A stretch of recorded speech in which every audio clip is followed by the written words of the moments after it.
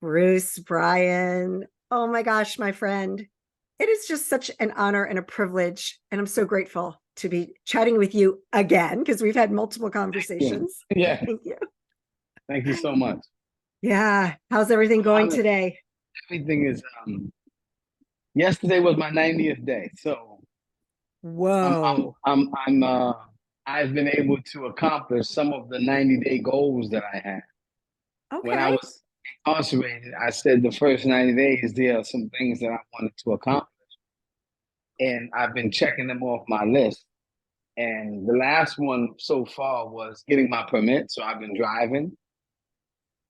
Um, that's been fun. That's been great. Yeah. So I have my permit. Now I'm just waiting to take the driver's test and get my license. So that feels good. It feels good. I mean, Oh, I was all over Manhattan and Long Island yesterday. So, and everyone said, you sure you ain't driving all those years while you was inside? Because you're doing an awfully good job now. So that made me feel good. well, it's not like, You forget. now, So well, you don't forget. It's like riding a bike. Like people say that. And, it takes it's a like few riding a minutes, bike. but it Yeah, was probably a lot easier than learning to use your iPhone. absolutely. No doubt about it. No doubt. Right. Much So, easier than using an iPhone. so for those of you who aren't familiar with Bruce, Bruce was wrongly convicted of a crime and served over 28 years in prison, and you were just released in April of this April year, April 24th, 24th. 90, today Yes. my 91st day. Wow. Wow. And Wow. Wow. I'm processing every hour. Um, every day is a depth of gratitude, another step towards just saying thank you. I can't thank you, the people enough, the support enough. Just having my freedom again means everything. This means everything. Ah, no kidding. And I You first heard you on Joe Rogan show with your colleague. He's now your colleague. You now work colleague, yes, together. yes. Yes, Josh Dubin, who's doing just amazing work. And I've listened to every episode that he's done, like even Wow. before you were on the show. Yes. Because I'm very passionate about this topic and wanted to talk with you today because, my podcast, Happiness Solved, is all about sharing these incredible stories of Yes. human beings that have gone to so many different lengths, whether Hmm. it be wrongly incarcerated, near death experiences. I talked to a girl once who was kidnapped and was tied up in a garage for a week. You know what I Wow. mean? Like there's just so many Unbelievable. different stories of resilience. Yes. And hearing your story of resilience was just something that I couldn't even comprehend. But I love that you're free now and getting your driver's permit. That's just a whole nother level of freedom, right? Yes. That's right. That's right. Do you feel Yes, it like a is. 16-year-old little boy again? Like, woohoo. I'm going to be completely honest with you. It felt like another load was lifted off of my shoulders. Yeah. Um, and then getting behind the wheel, it felt natural. Like this is where I'm supposed to be and what I'm supposed to be doing. The reality is, I fought hard for close to 29 years to not internalize um, prison values, the prison system. Um, so I always kept it in my mind and in my heart that I would be home with my family, right? I kept that at the forefront from my vision board to my affirmations that I would have on my wall, understanding that where I was didn't have to define who I was and what I can become. I tried to hold on to those values and just uh, uh, stay focused and know that this is where I belong. That was abnormal. Right. Driving and being home is normal. So I feel a sense of normalcy, being able to Mm. get up, getting a car and drive. That sense of normalcy, which I missed for close to 3 decades, has been, it's been an honor and just like you said, like a kid in the candy store, just happy, Yeah. deeply Yeah. happy, and deeply grateful. You Well, learn here's the to thing. appreciate when Yeah, you're you away. do. Yes, the Right.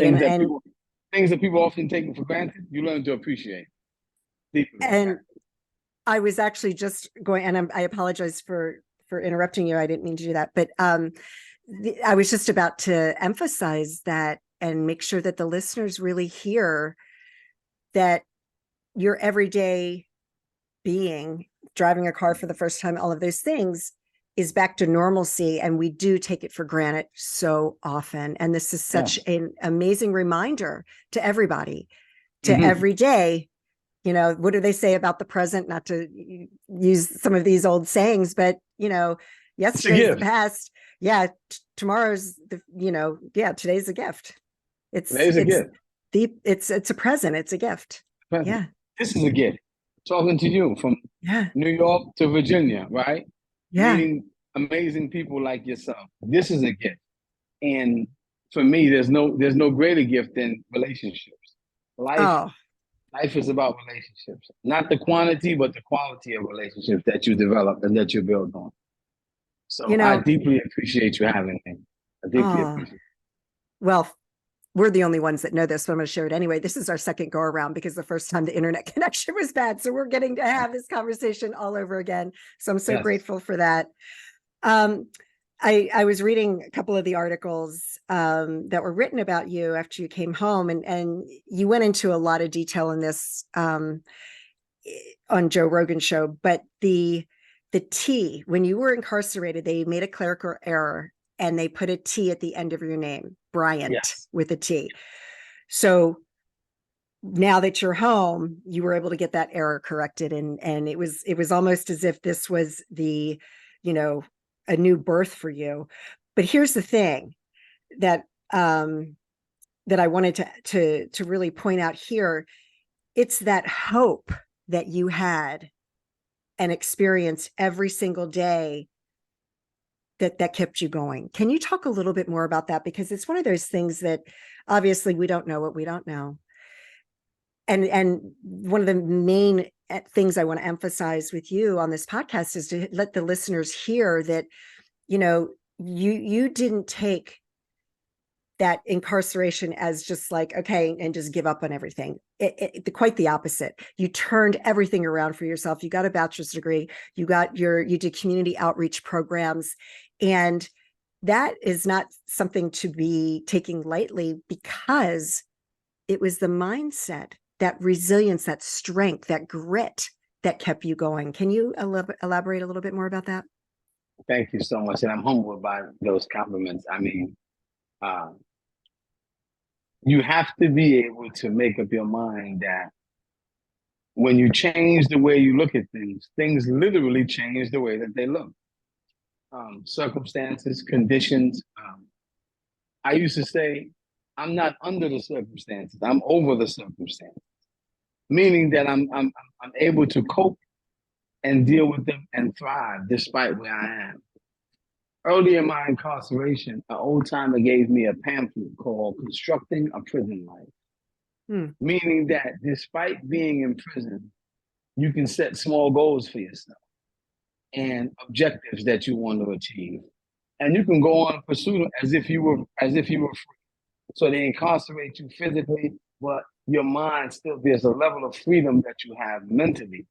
And you always have to have vision for your life, the vision of where you want to be. The Bible says, "My people, where there is no vision, the people perish." Right. So I've always had a vision of doing more and being more. And early in my incarceration, I made a conscious decision to not serve time, but to have time serve me. Hmm. So that meant, taking those hours and utilizing them, right? Utilizing the cell that I was in as as a space where I utilized as my office. I Yeah. didn't just go in and lay down. I went in and I read books, or I wrote, or I studied, right? Or I prayed and meditated. I did things that everyday people do. You see, because and when I would leave and go to the yard, that was like my time going to the gym, right? To work out, to exercise, to keep my physical. Then on during the week, I would go to Bible study, or I would go to church, right? To nurture my spirit. So it was about nurturing mind, body, spirit, and understanding that there is something in front of me that's greater. There are people out there that need me. My mother needed me. My family needs me. I needed them. Yeah. So I think that hope that hope comes from prayer, and it comes from people who you love. They become the wind beneath your wings. After losing my father in 2017, um, I was still in college. I lost him February 6th, 2017, and I didn't graduate until June 6th, 2017. So oftentimes I would be sitting in the classroom studying for school, or the professor may be giving a lecture, and I would find a tear just drop down my eye. Mm-hmm. Right?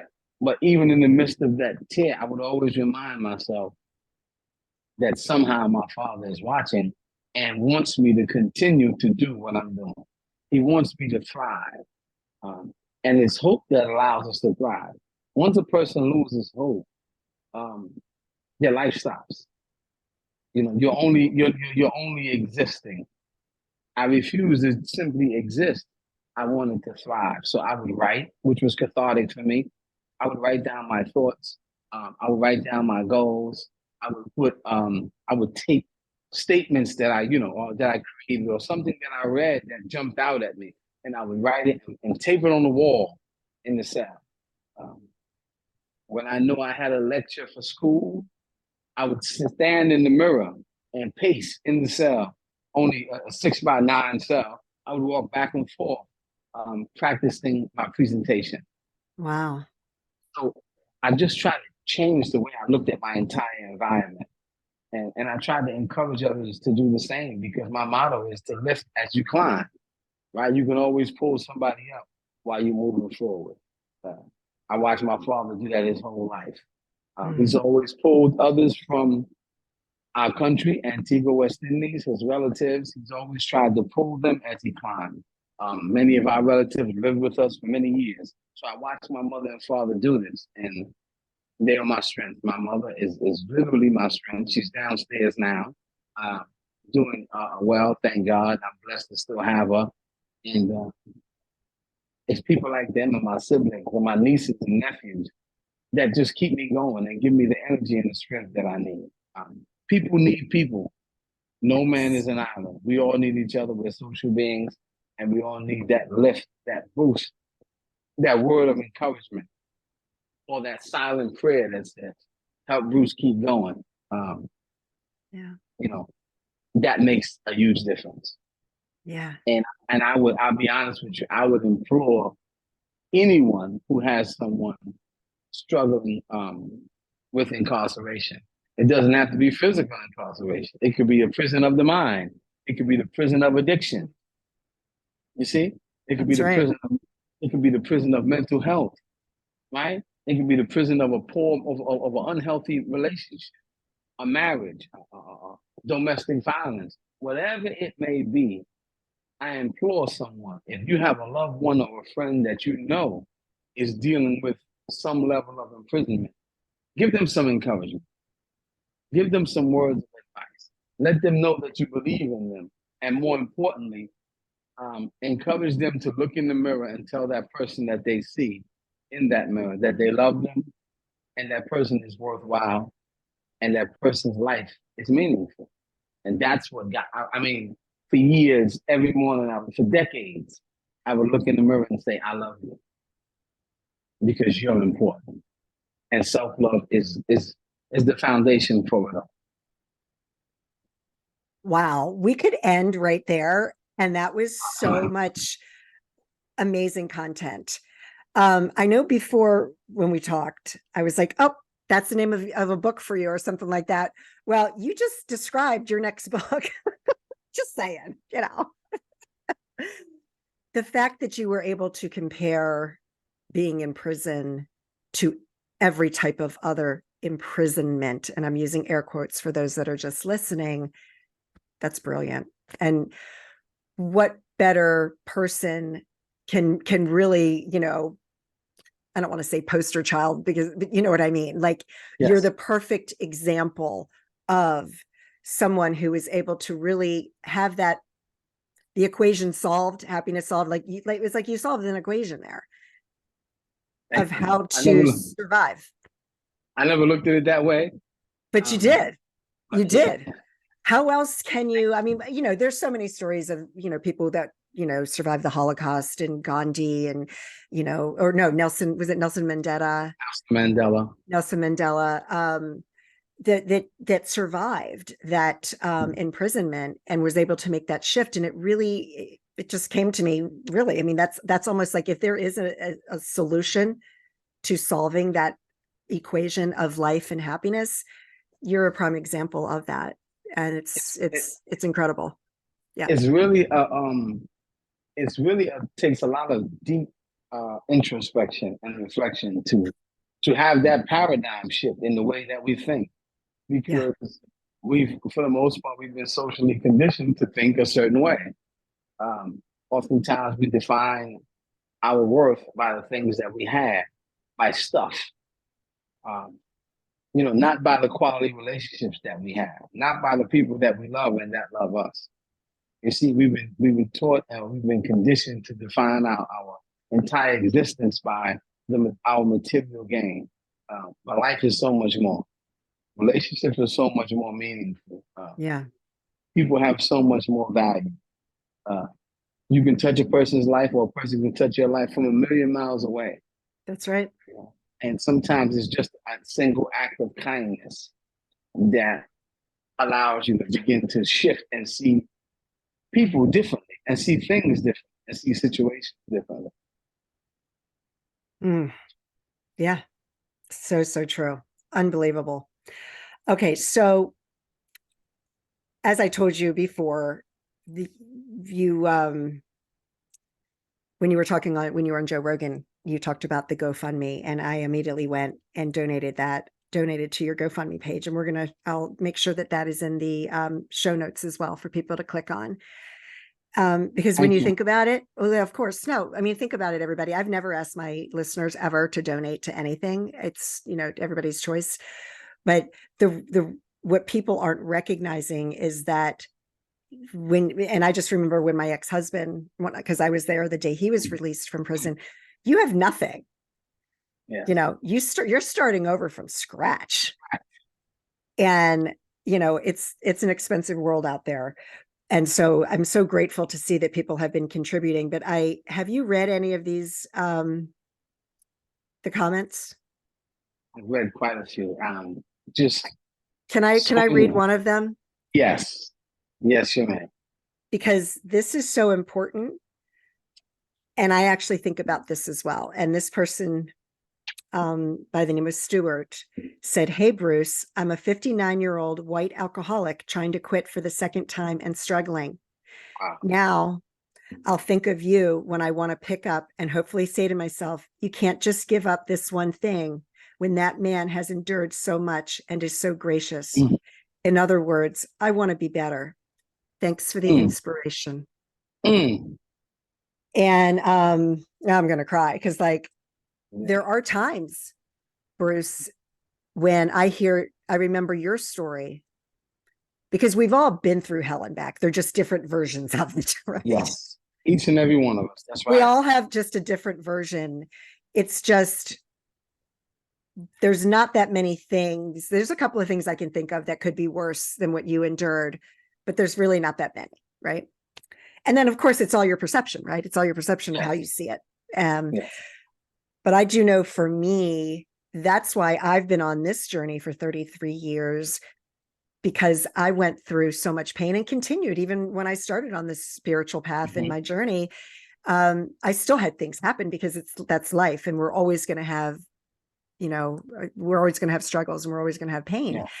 It's stories like yours that make me take pause for a second and say, wait a second, stop. And it's okay, because we're human, and we're always going to be having these negative thoughts. We're always going to have them. Right. So that brings me to one thing that I did want to ask you, because while it was a very, very long time and a huge portion of your life, devastating, being convicted, wrongfully, there had to be moments where you wanted to give up. If and when you had those moments, because we're human, right? The brain's going to be like, Certainly. That's right. fine.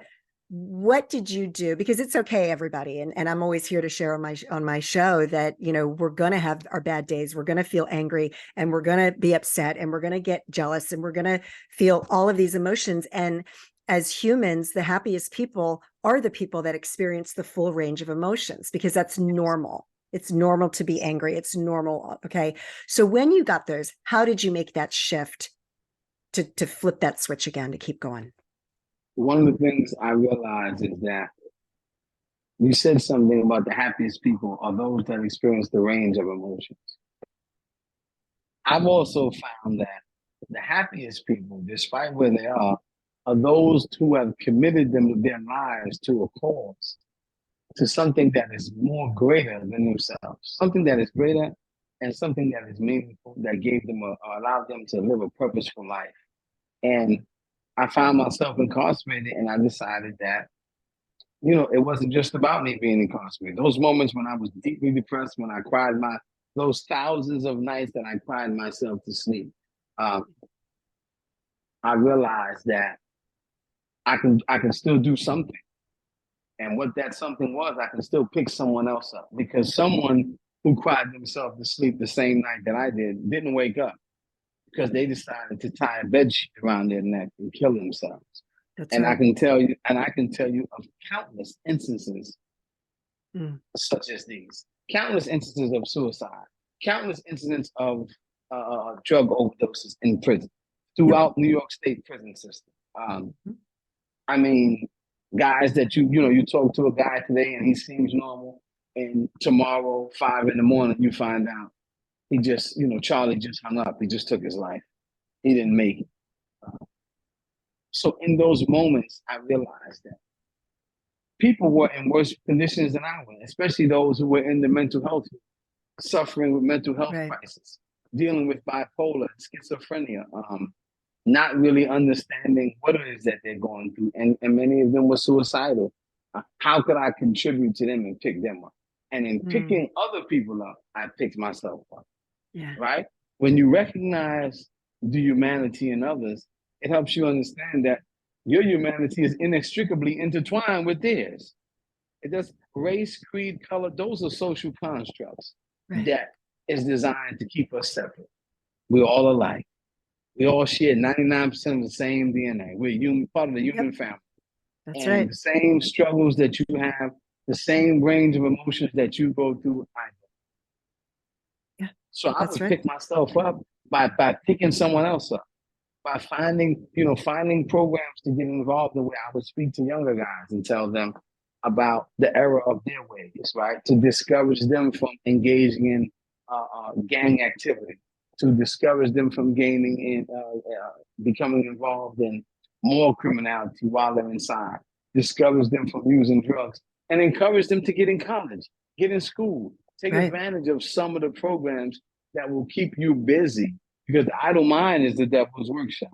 And Yes. when you Yes. bury yourself in growth and development, uh, you're gonna have those moments of sadness. But when you start growing and developing and realize that you can turn your pain into purpose by committing yourself to a cause that is greater than you, that's when you realize I can pick myself up today. I may be sad, I might be hurting, I may have lost my father a day ago or a week ago, but I can pick myself up. I can pick myself up because somebody else needs it. Somebody else may be about to take their own life. You never know what the next guy is going through, because it's easy to wear masks. Many guys in prison, they wear masks all day. And when they get in that cell, and it's just them and themselves in that cell, and they have to look in that mirror. It's, what do you see and what do you think of that person? And my Right. self-talk, I used to have self-talk.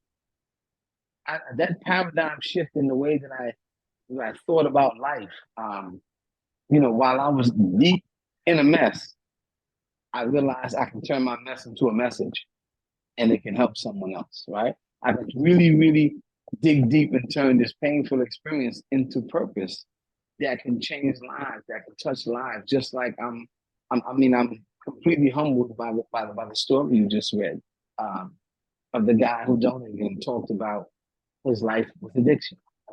Yeah. Some people that were physically free were deeper enmeshed than many of the guys that are incarcerated.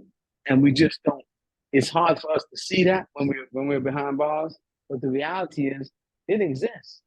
It exists. And I see it every day when I get on the train and go to work. And I see the countless homeless people, right? Or when I'm leaving work and I'm bringing food from work to give to someone that I just saw on the train station earlier that day. You see? Because all of our humanity is connected, and we have to be able to dig deep and realize that our life has purpose, our life has meaning. So despite the pain that I'm going through, I still had to find the purpose. And sometimes I would cry myself to sleep in the middle of the night. I would get up and I would just write. Yeah. I would write a letter to God. Yeah. I've written thousands of letters to God, Mm. expressing my pain. And that was my way of getting it out. Yeah. Right. So journaling helped me tremendously. Oh, Being yeah. able to write to even if it's just saying, God, it's too much for me to deal with right now. Just give me a sense of peace so that I can rest tonight and make it through the night. Tomorrow will be better. Maybe I'll get on the phone tomorrow. I'll get a visit this week from mommy, and I'll get that hug and feel that vibration from my loved ones. You see? Yeah. Because love is so much more than a word or an action. It's also a vibration. Oh, yes. It's a vibration that we all give off, that we feel, and that we internalize, right? We That's got to right. be able to recognize it and internalize it and hold on to it. Yeah. And hold on to it. So my prayers, whether they be in writing or they be in those silent moments, or if it's just some soft music that I turn on, these are the things that prevented me from giving up on myself and giving up on life, from giving up on my family, from giving up on the goals that I wanted to achieve. And I'm so grateful that I had those moments because I'm here today talking to you. I'm That's here right. today talking to you, and I'm better because of those moments. Yeah. I'm better because of those moments. Oh my gosh. This, I've just, you're just the first person I've ever spoken to that has just so much wisdom. And I thank you so much. The last thing that I wanted to touch on, because this was something that really hit me, because I had never heard anybody say this before, but apparently you were writing letters to Josh Dubin, and he Yes. didn't see them for a while. But every single letter that you signed Oceans of Gratitude. And I love that so much. Thank you. And it's like, I wish I came up with it because I would love to just close every email out with Oceans of Gratitude, but I can't. Or if I do, I'll say, okay, this is from Bruce Bryan. This is his saying, right? Yeah. Oh, it's still because I can't say things unless I give people credit. But I love that. It is so, oh my gosh, it just embodies what you must have been feeling like, to just reaching out and asking, please, I'm Yes. so grateful for anything you can do. Yeah. Yes. And realizing that so much of our planet is made up of water, I think there's no greater way to express my gratitude than to say, my gratitude is the depths of it is far beyond I could ever express in words or in deed. The best thing I can do is show you who I am and the transformations that I'm making in my life in expressing those oceans of gratitude as I do with my peers, with people like you who provided me with this platform to share, in hopes that not just telling my story at this point, but it's really about inspiring someone and giving someone hope and letting them know that they can do it as well, that they have the wherewithal within them to rise above the fray and to continue to thrive despite where they are, despite where they are in life. They can pick themselves up and they can do something because people care, right? Because I care, and I understand that this human family, it's all of us or none of us, and That's right. and I internalize that in terms of getting to the next level, getting to a greater space, a space of harmony where we can all have a harmonious life, right? It's all of us or none of us, and so we really need to understand that. And so it was my way of really expressing just how deep my gratitude is, my gratefulness is. So the Mm. people and just in such a deep need when you're fighting for your life. You just wanted someone to listen because it's that hope that you wanted. Right. You see, it Yeah. wasn't just receiving a letter back on words. That letter was hope. Yeah. Correction officer walks by your cell and he stops with mail and says, "What's your last name?" Your last name is Bryan, and he puts mail on your bars and he comes and says, "Oh, you got some legal documents." He's not just giving you paper; he's giving you hope. That's right. He's giving you hope. Um, Yeah. and I'm not quite sure correction officers or staff really understand that. But every time you go by an incarcerated person's cell bars and you place that legal mail on their bars, or you place that letter from their mother or from their loved ones, you're providing them with hope. And hope is the essence of what takes us through life. Yeah. Without hope, there is no life. We wouldn't be anywhere. We We would wouldn't be never make anywhere. it past a certain age, for sure. That's right. That's right. Yeah. Yeah. Wow.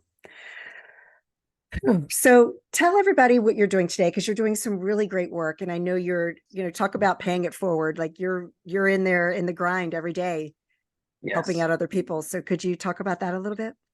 Currently, I'm blessed and fortunate to work with Josh Dubin at the Pearl Mother Center for Legal Justice at Cardozo Law. Our clinic is called the Freedom Clinic. Um, we're working to get guys and girls out on clemency, guys and girls out on wrongful convictions. Right now, we recently had a special guest on yesterday who served 38 years in New York State Prison. And she told us about the need that some of the women have, because so many of our incarcerated sisters have been subjected to domestic violence. And now there's a Domestic Violence Survivors Justice Act that is pending, and we're able to utilize that to get some of our clients into courts. So we're looking at every angle we can to help free people, to help people get home to their families and change their conditions. We have about 12 scholars, some Sean Carter Foundation scholars working with us, and some Cardozo Law students working with us. And I get so much energy from them every time I see them. They're young, they're vibrant, they're ready to win, they're ready to rumble, they're ready to take in all the information and the experience that we have. They're reading letters, they're reading cases, they're looking to help, change lives. I think there's no greater feeling than seeing a child born. The second best feeling is walking the person out of prison. Mm. It's equivalent to, that's right. It's helping someone walk out of prison. It's probably the second best feeling in the world. Mm. And it's something that we are working on. We are devoted to. 2 weeks after I got out, we were able to help a guy, Sheldon Johnson, and go to court for him. I had to step in the courtroom, and then we went, and he got his sentence cut in half. Then we went to the prison to pick him up on the day of his release. Oh, Um, wow. oh man, it's just a great feeling to be able to help men and women achieve their freedom and give them a sense of hope. Mm. I know what that feeling is like. I know I shared this with you before. My ex-husband was, he was driving drunk and hit a motorcycle and killed two people and, served a little over 7 years, which was his maximum term. He didn't get, they didn't let him out early for any reason, which, and he was totally fine with it. He's like, you know what? I am here for a reason and I'm going to pay my debt to society and he did what you did, tried to make it a better place for everybody in there. But Yes.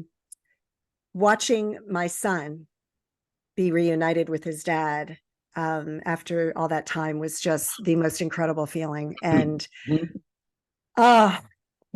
just incredible. So I can only imagine when you're actually helping somebody who is wrongly convicted to be released. That's even more of there's just nothing like it. Yeah. And it's amazing you mentioned your son, because since I've been home, I've been able to visit the organization that I've also been working with while I was inside, called Right. Children of Promise NYC. Yep. Children of Promise NYC has two locations, one in Brooklyn, one in the Bronx. and they cater to children of incarcerated parents. Currently, they have over 300 children in both locations, 150 in one, 150 in the other, and they're providing full wraparound services.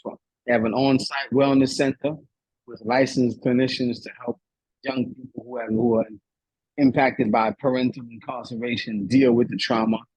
They have letter writing days where the children gather together and write letters to the incarcerated parent. They have the sports, they have mentors, they have tutors, they have art therapy. The staff are amazing. Since I've been released, I've been able to stop by and talk to some of the kids. I've been asked a few tough questions that brought me to tears by some of the young people. And I really had to take a moment. But so many of these kids who they're like invisible victims. It's something I'm passionate about. It's something I gave a TEDx talk about while I was incarcerated. Because these children are often overlooked. Right? They're marginalized. Many of them already come from impoverished backgrounds. Then to have a parent or both parents moved out of the household due to incarceration, and to be left with a grandparent or foster care, these kids have it extremely difficult. They do. One way to break that cycle of intergenerational incarceration is to go out there and talk to these kids. And I would implore anybody, you got a free hour or two, find a local nonprofit that caters to at-risk youth or children of incarcerated parents and volunteer a moment and go and talk to these kids, share with these kids. I think everyone who has experienced incarceration should stop by an organization like Children of Promise NYC and talk to the children. Talk to the young girls whose mothers and fathers are not there. Talk to them. Donate some time. Sometimes your time is so much more important than just your dollar. So if you can give them time, resources, whatever you can provide them. And while I was incarcerated, we were able to provide them with school supplies, backpacks filled with notebooks. Sometimes we were able to get coats. Now, school is about to start in probably about another month or so. Yeah, that's right. These young people, they need things, right? The Bronx is the poorest borough in New York City. Brownsville, Brooklyn is the poorest community in New York City. Many of these kids the vast majority come from these marginalized, impoverished communities. So time, resources, book supplies, school supply, whatever a person can provide to help these kids, it makes a world of a difference. But more than anything, stopping by and sharing a word of encouragement. Providing these young kids with hope is so important. It's so important. And there's the word again, hope. And, that was something that I talked to my son about after our last conversation. And he's like, that's exactly what I want to do. He's like, I want to start a nonprofit to help children of incarcerated parents because he was one. And he didn't have any support other than me. And there was a few people in the community that were, nobody would ever talk about it. It was just like, how are you doing? And he'd be like, I'm good. And his friends were, he had a good support group and everything. And I'm really proud and grateful and blessed that we were in a community that really helped him because we weren't in an impoverished type situation. So the stigma was a little different for him. Right. But there's a stigma. There was still a stigma. There was still a stigma. Oftentimes children blame themselves. Yeah. Right? They oftentimes blame themselves. Yeah. And it's so important. I think that's brilliant that he wants to start that. I think that's any help he needs from me, tell him to let me know. We can connect him to the founder. Well, he wants to come and visit and go to one of the centers with you, and he would love to talk to the kids. Oh, I would love to do that. He's finishing. He's 22. He'll be 23 in September. He's finishing up. He's got one more year of college. So I don't, we'll fit it in at some point in the next year or so. Yes. But yeah. This story would mean so much to these young people. Absolutely. Absolutely. It means so much. Yeah. Well, Bruce, I could talk to you for hours. And I always Yes. joke that this is not Joe Rogan, so we're not going to sit here for 2 or 3 hours, but Thank you. I just appreciate any time with you. I can't wait to meet you in person because I know we're going to plan something and Absolutely. get together. And just thank you for everything that you're continuing to do. And you're just such a blessing in my life. And you're a blessing to every single person that gets to listen to this when they hear your story. So thank you. Thank you so much. My life is full because of people like you. I'm inspired by you and what you do. And I just want to extend my oceans of gratitude to you and to your listeners and to your lovely son, your ex-husband. Please give them my oceans of gratitude, and I appreciate you. I will. I will. Thank Thank you. you. And you know what? If you Last time we need did. me, if you Oh, need me for anything, don't hesitate to call. You have my number. absolutely. Don't And hesitate. what is your Venmo? Because I'm going to have the GoFundMe, but what is your Venmo in case people don't want to go through I believe it's GoFundMe? my name. I believe it's my name, Bruce Bryan. Okay. I'll We confirm it all one. before Yes. this goes out. So, okay. Thank you so much, Bruce. Thank Great you so talking with much. you I again. appreciate it. Thank All you right. so much. Thank you, everyone.